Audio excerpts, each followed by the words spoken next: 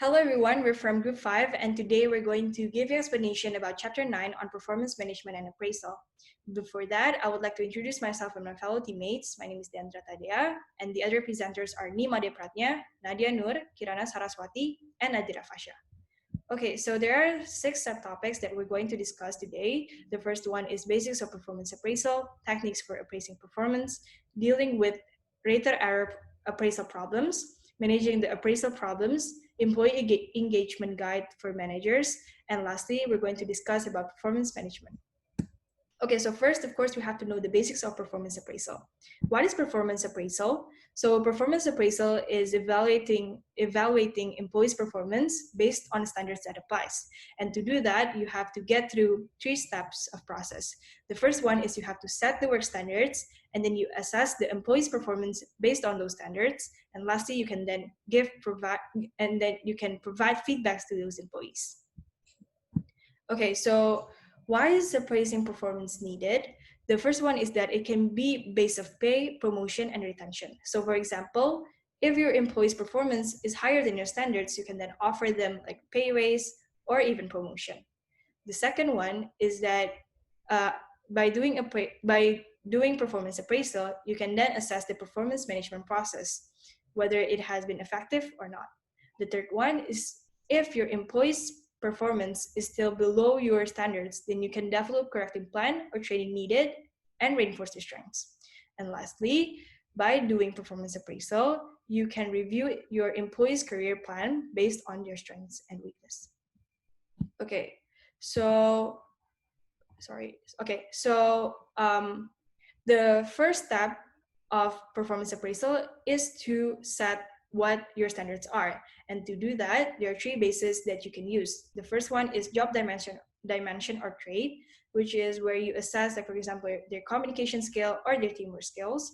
And then the second one is goals. It is how they attain the numerical goals. So for example, how do these employees' performance contribute to the company's goal to raise profit by 10%. And lastly, the base that you can use is behaviors and competencies. This is by assessing their skills, their knowledge, and their behavior. Okay, the next step is the managers then assess the performance of the employees, right? So to do that, there are several methods that managers can use to receive these appraisals. So the first one is peer appraisal. This is by asking their peers, these employees' peers, how they behave there at work. So usually people tend to behave differently in front of their bosses and in front of their peers. So by asking their peers, there's high chance that you will get new insights that you will not get if you ask other people that are not close to them. The second one is rating committees. This is appraisals by several supervisors, which can offer several point of views, and it can eliminate bias. The third one is self-rating. This is when you ask that employee to fill the ratings by themselves. But this, of course, there are high tendency that they will be biased because they will give higher score for themselves. Next one is appraisal by subordinates. This method can be used if, of course, this person that you want to assess, the employee, have subordinates, because subordinates will tend to be more genuine, because if their supervisors or their managers or the coordinators behave negatively, they will of course be directly impacted. They will of course will be directly impacted. And so if they're asked for appraisals or for what the supervisors need to improve, of course, they will give more genuine feedback, because if their supervisors or their managers act positively, of course, they will be directly affected by it. So, and lastly, the method is by doing 360-degree feedback, which has been discussed by Mr. Budi before, which is to get feedback from all people around that employee. It can be from subordinates, it can be from their managers, it can be from the customers, internal and external, etc. Next. Next is the techniques for appraising performance. The first technique is called graphic rating scale. It's a scale that lists a number of traits and a range of performance for each employee that then identifies the score that best describes his or her level of performance for each trait. The next one is alternation ranking method. It's ranking employees from best to worst on a particular trait. It chooses the highest, then the lowest until all are ranked.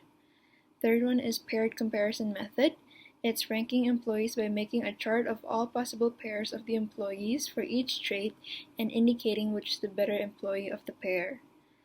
Fourth is forced distribution method. It's predetermined percentage of rates that are placed in various performance categories. The advantage is that it prevents supervisors from rating all or most employees satisfactory or high. This reflects the fact that top employees often outperform average or poor ones as much as 100%. But forced distribution rating systems may also increase the risk of discriminatory adverse impact. These are the samples of the ratings. This one is a sample of graphic performance rating, and the next one is the sample of alternation ranking scale. And next is the sample of paired comparison method. The plus means that the person is better than, and minus means that the person is not better than or less than. Next technique is critical incident method. This is keeping a record of uncommonly good or undesirable examples of an employee's work-related behavior. And then after that, this will be reviewed with the employee at predetermined times. Next is narrative forms. This is a supervisor's assessment of the employee's past performance and required areas of improvement, and this helps the employee understand their performance quality. This helps them understand where his or her performance was good or bad and how to improve that performance. Next is mixed standard scales. This is the employer mixes the good and poor behavioral example statements when listing them to reduce rating errors by making it less obvious to the appraiser. The things that they list are what performance dimensions he or she is rating, and also whether the behavioral example statements represent high, medium, or low performance. Next is computerized and web-based performance appraisal. This enables managers to compile the computerized notes on subordinates during the year, then merge these with ratings for the employee on several performance traits. Next is electronic performance monitoring. So this means having supervisors electronically monitor the amount of computerized data an employee is processing per day, thereby his or her performance. From the monitoring, the supervisors can see the performance of the employee directly from the. And then next is conversation days. This means that the manager and employee conversations on areas of improvement, growth, and stretch goals that align with the employee's career interest. This means that the manager and employee talk to each other and talking about improvement, growth, and stretching goals that align with what the employee wants in their career. And next, this is the sample of narrative appraisal form. Next is behaviorally anchored rating scale. This is an appraisal method that aims at combining the benefits of narrative critical incidents and quantified ratings by anchoring a quantified scale with specific narrative examples of good and poor performance. So, developing a bars typically involves 5 steps. The first one is to write critical incidents. This means to ask the job holders or supervisors to write specific illustrations of effective and ineffective performance on the job. And the second is develop performance dimensions. This means have those people cluster the incidents into 5 or 10 performance dimensions, such as salesmanship skills and other skills that goes with it. Third is reallocate incidents. This means to verify these groupings that I previously mentioned and have another team who also knows the job reallocate the original critical incidents to the cluster they think it fits best. Then fourth is scale the incidents. This means that this second group then rates the behavior described by the incident as to how effectively or ineffectively it represents performance on the dimension. And the fifth is develop a final instrument. This means that supervisors choose about 6 or 7 of the incidents as the dementor's behavioral anchors. Lastly, there's the management by objectives. This refers to a multi-step company-wide goal-setting and appraisal program that requires the manager to set specific measurable, organizationally relevant goals with each employee and then periodically discuss the latter's progress toward these goals. The steps are, the first one is to set the organization goals. So in an organization, they should know what their goals are. Then they can go into step two, set departmental goals, which are smaller goals per department that they have to achieve in order to achieve organization's goals. And the third is discuss department goals.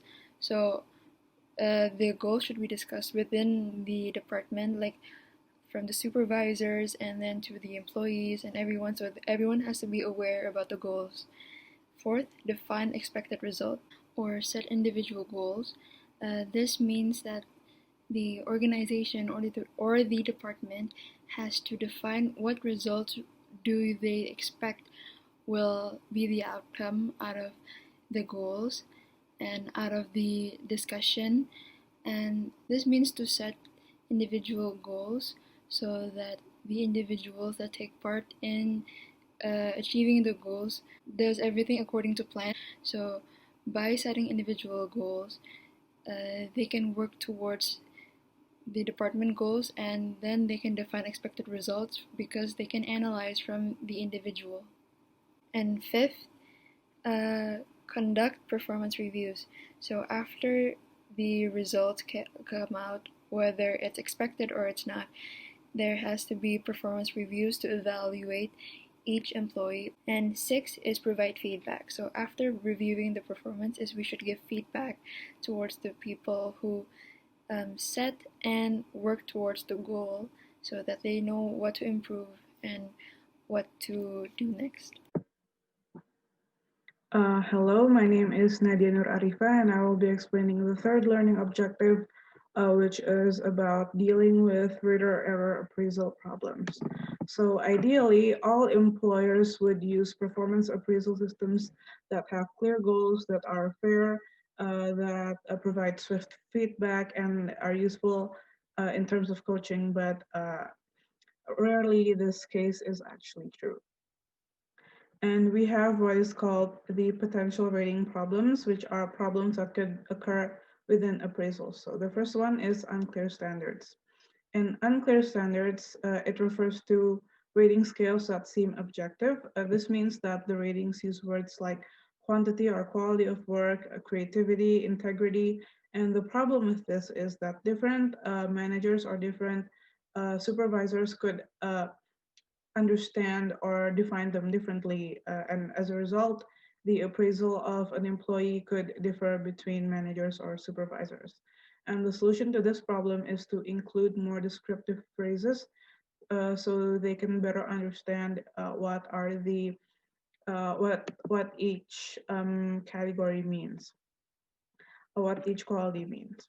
And then there is the halo effect, which is that this means that there is an influence of the rater's general impression on ratings of specific rating qualities. So, for example, like an employee has one negative quality, and this single negative quality could affect their appraisal as a whole. So, maybe an employee who is often late to work, but they have generally a good sort of performance in their work. So instead of only being graded poorly in terms of punctuality and time, that employee could be graded poorly overall of their general performance. And the solution to this problem is to use the BARS appraisal system and also provide supervisory training so the supervisors know how to give better sort of appraisals. And then the third problem is central tendency, which is basically about rating all employees on average ratings of specific rating qualities. This can distort the evaluation, and thus it is less useful for usage of promotions, determining salaries, or counseling purposes. And the solution to this is to use the graphic rating scales instead. And the next problem is recency effects. So in recency effects, this means that they are letting an employee's recent performance blind the supervisor to their overall performance of the year. So for example, maybe an employee wins a big project at the end of the year and they receive a high appraisal for that particular project, but in reality, their performance throughout the year has been relatively poor. So they could be given a positive appraisal because of that one good thing that they did instead of taking into consideration everything that they have done throughout the year or the term. And the solution to this problem is to accumulate critical incidents all year long. So managers or supervisors can give a more relevant appraisal, taking into consideration everything that they have done. And then the last problem is leniency or strictness. So this is about supervisors who are notoriously high or low graders. And this sort of problem is especially severe with the usage of graphic rating scales. And this is because ranking forces supervisors to distinguish between high and low performers. And to fix this problem, there can either be a recommendation by the employer uh, so that the supervisors avoid giving employees relatively high or low rating, and to require a distribution of grades. So this means that there is a required number of employees who are graded at certain levels or certain categories of grades. And then there is diversity counts, the problem of bias. So obviously, it is quite unfortunate that a lot of appraisals are distorted or it is affected by bias of some way or form. And this bias can be caused by the rater's personality or also the subordinate's demographic traits. So in terms of the rater's personality, raters who prioritize consensuousness tend to rate lower or are more strict in terms of their grading. And on the other hand, raters who are more agreeable tend to give higher rating or are more lenient. And in terms of the demographic traits, the traits that are referred to include race, age, or gender. So, in a certain case, a younger supervisor ranked an older employee quite poorly, and it eventually led to the older employee being terminated. And after further understanding, they found out that the supervisor could have been acting or making choices based on prejudice or discriminatory behavior. And also, in terms of gender, uh, one study shows that promoted women had to have received higher performance rating rather than men. And on the other hand, another study shows that some raters will penalize successful women for the success that they have achieved. And then there is also the need for fairness. So obviously, appraisals should be as fair as possible, but unfortunately, a lot of them are indeed unfair.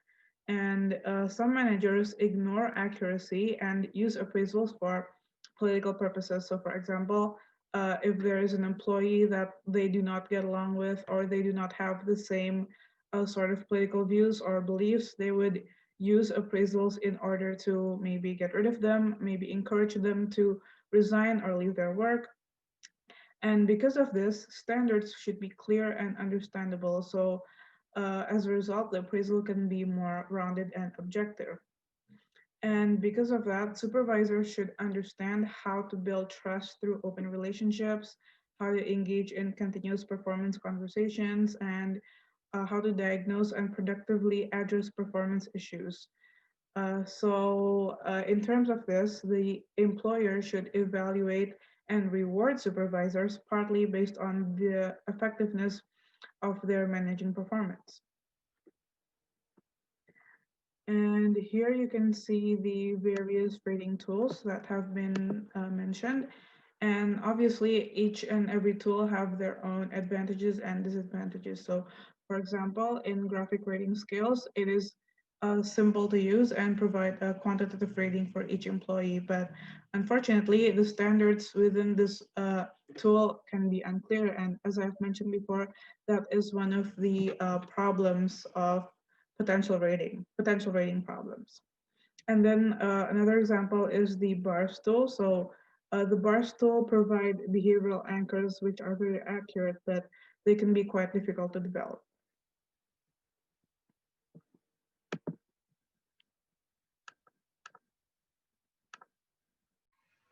Hello, so the next topic is managing the appraisal interview.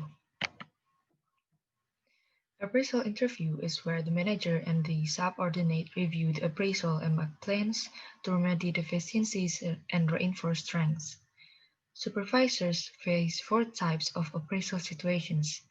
Each of them has its unique objectives. First, satisfactory and promotable. It is when a person's performance is satisfactory and promotion looms. The objective is to develop specific development plans.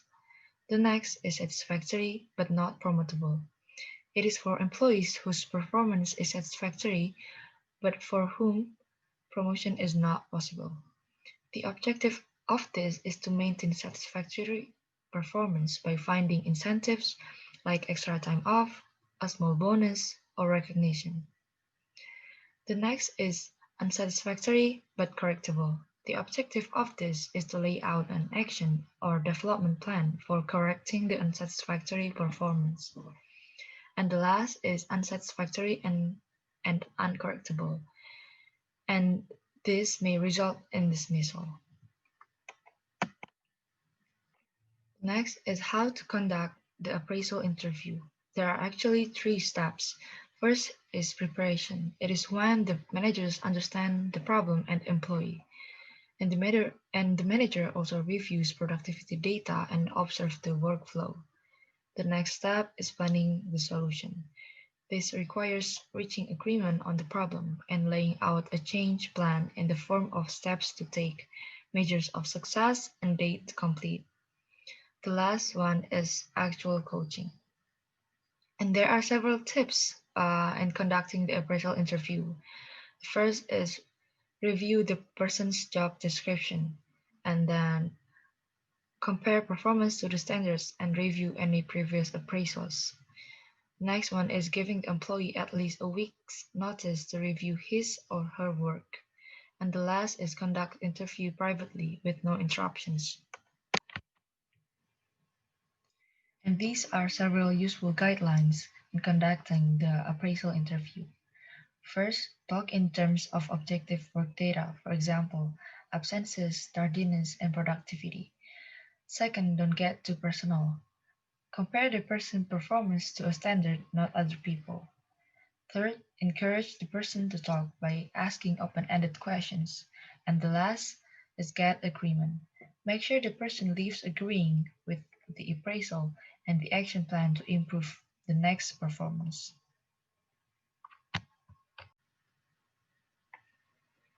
Next is how to handle a defensive subordinate. When a supervisor faces a person's denial and defensiveness when telling someone his or her performance is poor, psychologist Mortimer Feinberg suggests the following. One is recognize that defensive behavior is normal. And the next one is never attack a person's defenses. And three, postpone action or give it some time. And the last is recognize your limitation. A manager may offer understanding but is limited to try to deal with psychological problems. And this is ways to criticize a subordinate. First, you have to criticize in a manner that lets the person maintain his or her dignity in private and constructively. Next is provide examples of critical incidents and specific suggestions. Then avoid once a year critical broadsides or give feedback periodically so that the formal review contains no surprises. Then never say the person is always wrong. Also, the criticism should be objective and free of personal bias. Then a less critical appraisal approach may be advisable. This can attract and motivate and also retain today's new employees. The last one is to get agreement on a plan. The aim of the appraisal should be to improve unsatisfactory performance and or to reinforce exemplary performance. Therefore, should result in a plan for what the employee must do to improve his or her efforts. Then, how to handle a formal written warning. When, when an employee's performance is so weak that it requires a formal written warning, such warnings serve two purposes, which is to shake your employee out of his or her bad habits, and the second is to help you defend your rating to your own boss, and if needed, to the courts. Written warning should list employee standards, make it clear that the employee was aware of the standard, specify any deficiencies relative to the standard, and show the employee had an opportunity to correct his or her performance. And the last is this is the sample employee development plan, which consists of the employee's name, the department, the employee job's title, and the date. And the date. The employee, the department is telling about did the employee fully achieve objective, includes rating from appraisal form from poor to outstanding. And in the employee job title column, it is described what training or other actions are required for improved performance on these objectives. And on the right side, the appraisal interview checklist, there are several items that the managers should check, such as the review with employees' job description, previous appraisal goals, and current job standards prior to in the interview. And then also provide adequate time and a private, cordial, non-threatening environment for the interview. And yeah, so that's basically for the topic 4. Thank you.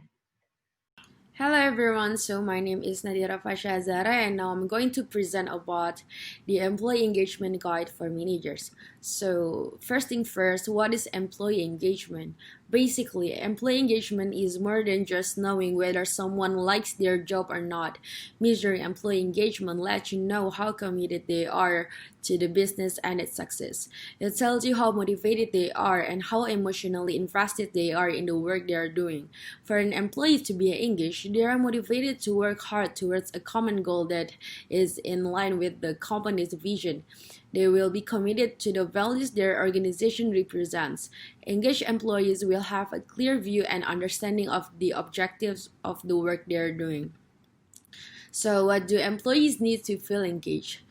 Before you can start to measure the level of engagement, you have to ask yourself these questions. Are your company's goals and visions clear and concise? Do the employees understand these goals? Is there a clear link between the employees' work and the company's goals? Can the employees see how their work ultimately contributes to the success of the business? Is the leadership of the organization present and able to motivate the workforce? Are the managers equipped with the skills needed to lead a team to success? When all these components are in place, you can begin to look closer at how well engaged your employees are. So why is employee engagement is important? The idea of just having satisfied employees may be enough for some managers, but maintaining high level of employee engagement is more important for many reasons. When your employees are engaged, the workplace environment becomes a place of positive attitudes. When employees are engaged, the office atmosphere improves. Their actions are dependable and internal disputes are minimal, if not non-existent. Workers who are engaged feel like part of the team and in turn work together to help lead your business to successful outcomes. So engaged employees are likely to help increases profit revenues every year. A study by the Workplace Research Foundation has found that by investing in your employee engagement by merely 10%, profits can increase by more than $2,000 per employee. The same study also found that employees who are highly engaged are more likely to increase their productivity, often as much as almost 40%. The benefits of engaged employees have a trickle-down effect throughout the entire company. Those who are showing up with feelings of pride and motivation to work provide a higher quality service to your customers. When customer satisfaction is high, profits tend to rise. In turn, shareholders receive a better return on their investment. So, how to engage employees? The first thing you gotta do is get to know them. Find time in the day to say hello, ask them how their families are doing, or inquire about their hobbies. Provide them with the tools for success. Training within their specific job descriptions can offer them more confidence in what they're doing. Let them know how the company is doing, like allowing your team to know what works and what doesn't grants them the opportunity to develop new ideas for the weaker areas and continue to be proactive in the sectors that are working and allow them to grow, like give them the room to branch out to do their jobs the best way they know how.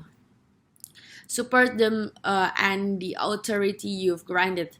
A task that isn't always easy, but supporting your employees and enforcing any authority they laid out is important to the hierarchy of leadership within the company, and encourage teamwork among employees. When a large account or significant client needs your services, developing a strong team of employees give them a sense of greater purpose. Recognize your team and their hard work. Recognize helps to foster positive attitudes and healthy behavior in the workplace, which is a key factor to elevating the levels of employee engagement. Find employees that care about the customer. Occasionally surveying your client base and to find out what areas need improvement is a good way to keep your motivating your staff to improve their communication skills. Listen to and act on employees' feedback. Having regular meetings to determine what areas of your workplace environment need improvement is an important part of keeping the employee engaged with the company. Create a workplace environment free of fear, allowing your employees to make choices without having to run everything up to the chain of command allows them great moments with their career. Motivate, inspire, and coach your employees. Creating a positive workplace environment starts with happy employees, but doesn't end there. The tone is set by the managerial staff from the beginning, and a good way to achieve a positive tone is to be more than their boss. Be the best coach they could have. Let them show you know well they can lead. So, for your employees to feel passionate about their work and strive for only the best outcomes, they need to know that the company has faith in them. So, employee engagement strategies. So you we usually use and share the information from the employee engagement survey with all the department managers, empower them so they can take that knowledge back to their individual teams. When the employees are made aware of the results, you can then talk to them about their ideas for improvement. When they are part of the solutions, they are less likely to be the cause of the problems. As a manager, it is your responsibility to help lead the employees to be successful and cohesive team that starts with the collaboration of ideas to help rectify any issues that crop up through the survey. Hello, so this is the last topic, which is performance management. Total Quality Management and Performance Appraisal. Total Quality Management or TQM programs are organization-wide programs that integrate all functions and processes of the business. These processes such that all aspects of the business including design, planning, production, distribution, and field service are aimed at maximizing customer satisfaction through continuous improvements. And basically, the UKM advocates argue that the organization is a system of interrelated parts and that employees' performance is more a function of things like training, communication tools, and supervision than of their motivation. And the next one is the definition of performance management.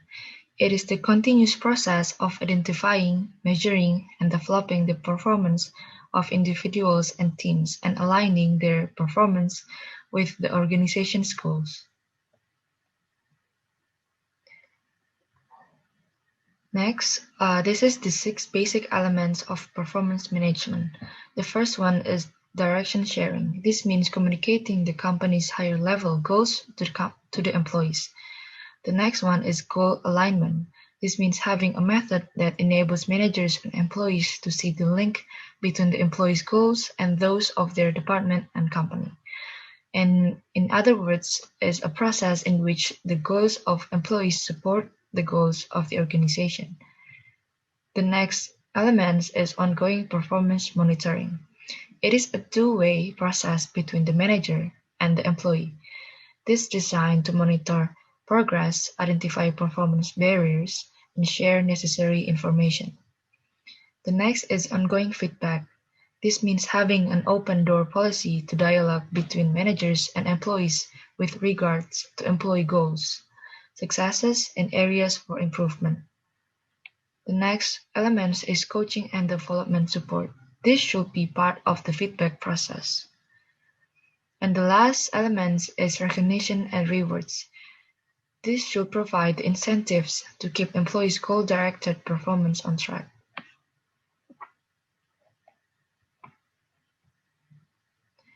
Next is the manager's role in performance management. Managers must have the right philosophy and on-the-job behaviors. As a philosophy, performance management reflects non-threatening 2KM principles such as cease dependence on inspection to achieve quality, aim for continuous improvement, institute extensive training, and drive out fear so that everyone may work effectively. Moreover, managers are responsible for providing employees with constructive feedback on a regular basis. Throughout the evaluation period, managers give their employees ongoing support, feedback, and counseling on performance issues, and when necessary, disciplinary and corrective action. So this is the end of our group presentation. Thank you very much for your attention and time.